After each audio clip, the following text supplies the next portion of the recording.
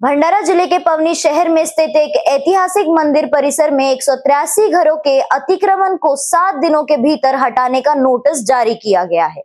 इस कार्रवाई के विरोध में पवनी क्षेत्र के रहवासियों ने गोंदिया जाकर सांसद प्रफुल्ल पटेल को निवेदन सौंपा और कार्रवाई रोकने की मांग की। निवेदन सौंपते समय नागरिकों ने कहा कि हम पिछले कई वर्षों से इसी स्थान पर रह रहे हैं, हमारे पास मूलभूत सुविधाएं भी उपलब्ध नहीं हैं और अब अचानक हमें वहां से हटाया जा रहा है, हम जाए तो कहा जाए। इस स्थिति में निवासियों ने मांग की कि अतिक्रमण हटाने की कार्रवाई को तत्काल रोका जाए। सांसद प्रफुल्ल पटेल ने निवेदन स्वीकार करते हुए नागरिकों को आश्वासन दिया कि वे इस विषय पर संबंधित अधिकारियों से चर्चा करेंगे और समाधान निकालने का प्रयास करेंगे। काकू काय नाव तुमचं? मी वंदना खापर्डे।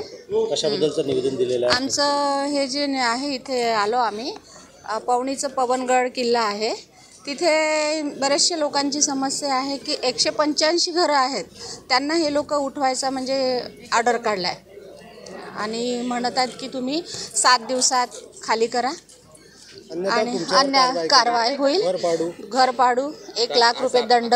आज आपण आले तर प्रफुल्ल पटेलकडे काय मागणी केली आपण?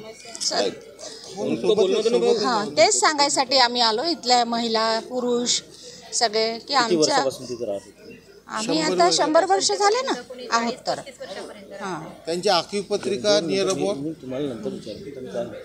आखीव पत्रिका वगैरे आहे त्यांना आणि इतक्या वर्षापासून ते लोक घर टॅक्स पण भरत आहेत ना, आणि जरी खाली करून मागत असतील पण त्यांची एक अशी अट आहे की आम्हाला कुठेतरी जागा द्या किंवा बांधून द्या काहीतरी, कारण असा गरीब वर्ग आहे तो की त्यांना रोज कमवून आणतील खातील अशा परिस्थितीतले लेडीज आहेत, म्हणजे पूर्ण घरच तशा आहे। किती कुटुंब आहेत? एकूण 185-83 असे घर आहेत।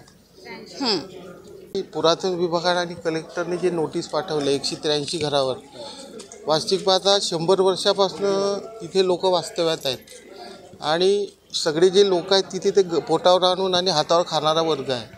तर गव्हर्नमेंटनं अचानक ॲक्शन घेतली की बा धमकी देऊन राहिली की 7 दिवसामध्ये तुम्ही खाली करा, नाही तर आम्ही तुमचे घरं पाडू।